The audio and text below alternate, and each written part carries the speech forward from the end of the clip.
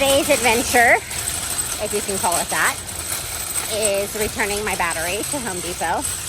I am thankful that it's just a bad battery because the battery has a warranty.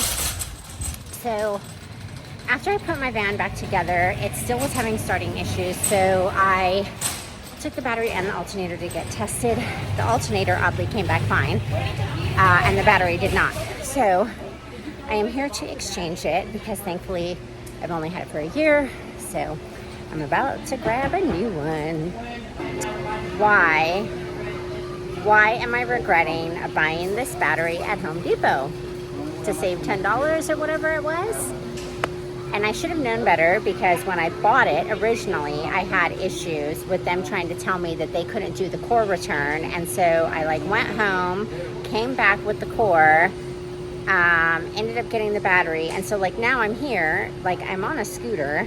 I brought the battery with me and I get here and I was gonna call this morning, but also, you know how it is when you call places like Home Depot, you're gonna get left on hold forever.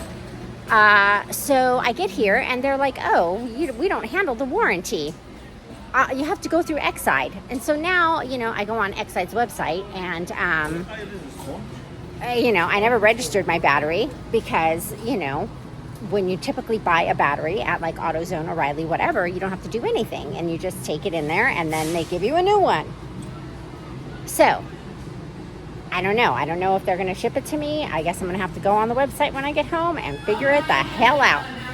But it's not making me a happy camper right now. I can tell you that. I was expecting to go home with a new battery today and try to finish assessing the issues on my van.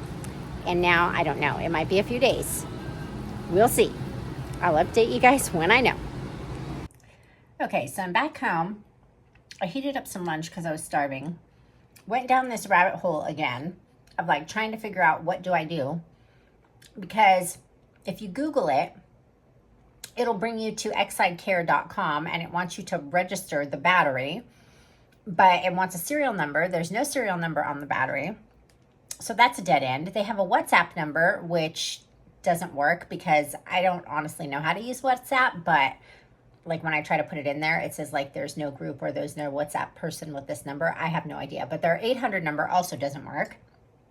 So I emailed them. I highly suspect that's going to come back as undeliverable. I don't know. So anyway, I kept Googling different things. I finally came up with, I went to the Home Depot website and I actually clicked on my specific battery from their website to see if I can see anything in any of the description. So I clicked on the safety data sheet from the description and there's a number there on the safety data sheet that says for emergency, call whatever number. So I called that number. Is that the one I called or did I call something down at the bottom? But I don't know. Somewhere on this safety data sheet, I got a phone number that I called and the girl who answered, she said Home Depot does this all the time. They're supposed to process it there at Home Depot. So she gave me the number for transportation department, which is closed now, of course, because it's probably, I don't know, either overseas or maybe it's in New York. I don't know. So she said, go back to Home Depot tomorrow, give them this phone number and have them call. And then that department will walk them through how to process the warranty. I hope there's an option to just process a freaking refund because I really don't want to have to go through this again if this battery fails after another year, because from what I'm seeing online, these batteries really don't last. And, I wanted to buy the best battery I could for the cheapest amount because I was on a real tight budget when I originally bought this battery. And now I'm feeling sorry that I didn't just spend $20 more because $20 isn't a whole lot. But anyway, it is what it is. Let's hope I can get a replacement tomorrow. I'll update you guys when I know. This is how we rollin'. Gotta get the job done. So I just got to Home Depot and unfortunately I have more bad news. The other day when I was going to the post office, I was just driving along like normal, and a lady was pulling out of the side street and not paying attention, and I had to slam on my brakes because I think she wasn't going to stop. And then somehow she saw me at the last minute and she stopped and she backed her van up, but it was too late. I literally lost control of my bike and I was swirling all over the place. Like I literally almost slid out, and it threw me for a loop, and I had to like kind of pull over to the side, and I was just like driving along the side slowly, and some guys in a white car like were driving by, and they were like, "Oh, hey, are you all right?" And I was like, "Yeah, I'm fine." So fast forward to today, I've noticed, since I went to Home Depot yesterday, that the alignment on my bike, like the handlebars, are really shaky. So today's drive was pretty far. It was about 15 to 20 minutes to get here, and it was like worse. And by the time I was around the corner to get here, it was like really bad, to where I thought I was going to just lose control of the bike, or it was going to fall apart or something. So now I'm thinking, I don't have any tools with me or anything. It's obviously not safe to drive it all the way back home like that. So I'm probably going to have to leave it here in the parking lot and Uber home, and then have my roommate come and we can bring the tools later, or we might just have to load it into her truck and just try to take it home that way. And I'm going to need that moped to be solid, because that's how I'm going to get to work. Even if I get the van fixed, I can take the van once in a while, but the van uses a lot of gas. So I was hoping to ride my moped to work every day. Well, anyway, let me see if they're going to do this battery replacement, and I'll update you guys in a minute.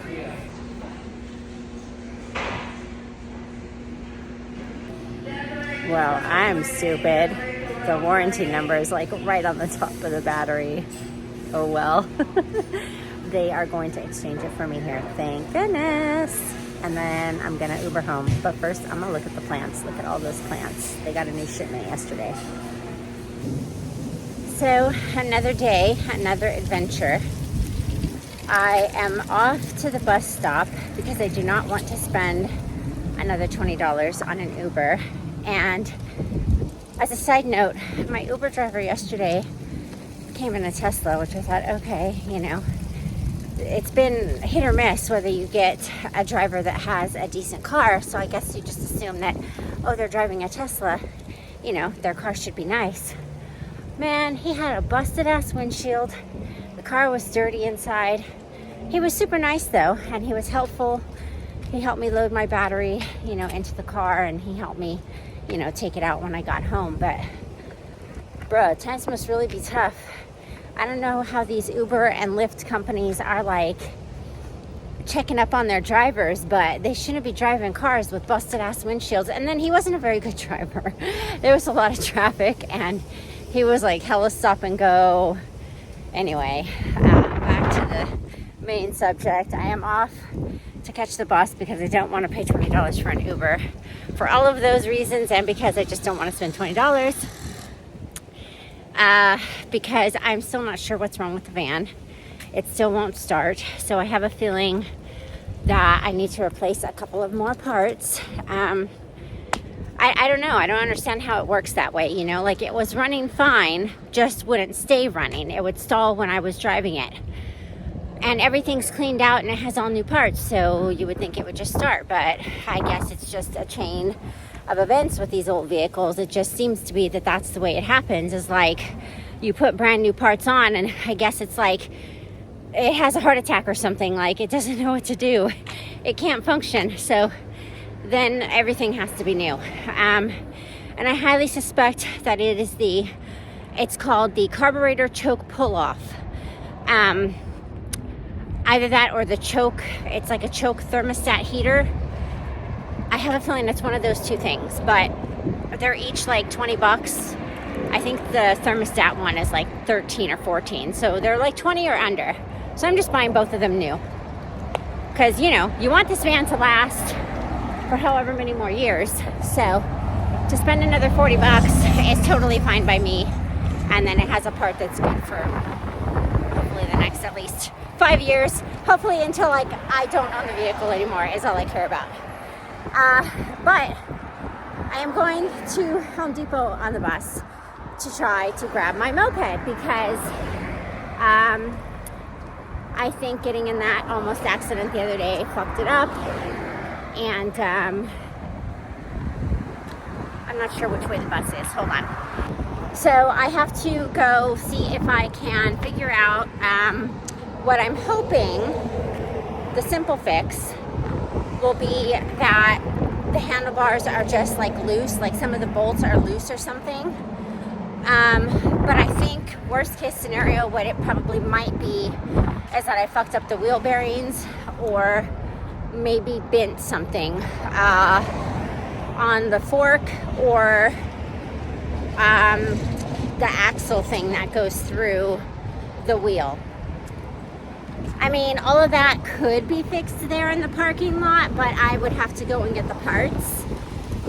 And just like my van, actually worse than my van, parts are harder to come by for this Honda scooter than they are for my van. So I don't know. I got to get there and assess the situation and see if I can figure it out. And if I can't, then I'm going to have to see if AAA will let me tow it. I tried to add it to my AAA, and it doesn't even come up on their vehicle list because my roommate offered to take me last night, but I was smack in the middle of trying to get that alternator put on the van, and I am beat up today, man. I have a fucking huge bruise on my arm.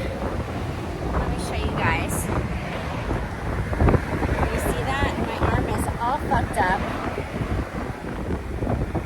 and I don't even know how I did that. Somehow, when I was trying to do this alternator last night, I did that, and my body just feels broken. Like, I don't even want to be out here today, but I don't want to leave my scooter there much past one day. I'm worried about whether it's even there right now, or like what the case is. So as soon as I get there, I will update you guys. So I am here at Home Depot. I already checked out my bike. Everything seems like it's okay on the outside. Nothing is loose. I'm not sure if maybe having the battery on there maybe it was just too much weight on the back. I don't know. Because to be honest, I noticed that my handlebars were like kind of shaking if I would be driving and have to itch my nose, let's say, and only have one hand on the handlebars, but it just was like very slight. So it could be that those wheel bearings are going out, and maybe yesterday it just seemed really bad because I had the extra weight of the battery. I guess I'm just going to try to drive it home, and I will just try to drive slower because I don't know what else to do. I really don't want to use one of my AAAs just for the scooter. And then when I get it home, I will just start changing parts. So I'll let you guys know if I make it okay. All right, talk to you later. Bye.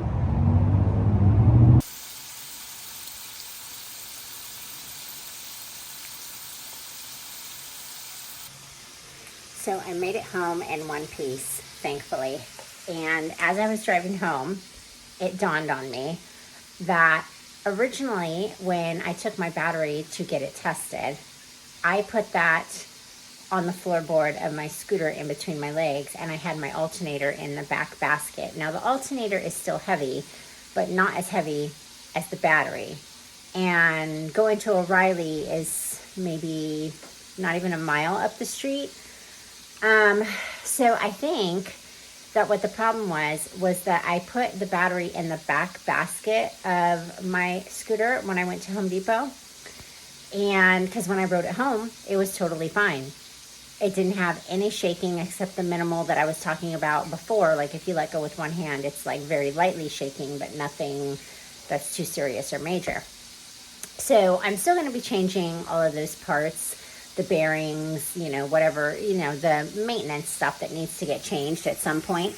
But I think that might have been what was causing all the shaking, was having the battery with the extra weight on the back. So I stopped on the way home. I got some battered halibut from Trader Joe's. I've been craving fish and chips lately, but I don't got fish and chips kind of money. So I'm making fries, about to have lunch, and then I am literally gonna just lay down and die for the rest of the day because my body is so beat from doing the alternator yesterday. And I will be posting that probably in a separate video with all of the van build stuff. And I think that is going to wrap up this portion of this video entry. Until I see you guys next time, please do not forget to hit the subscribe button, hit the like, share the channel. Please help me boost this channel. I would really appreciate it. Thank you guys all for being here. My name is Riddy. Until I see you next time, bye-bye.